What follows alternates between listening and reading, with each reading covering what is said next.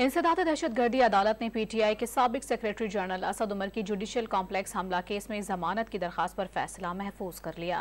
Case की समाअत जज राजा जवाद अब्बास हसन ने की।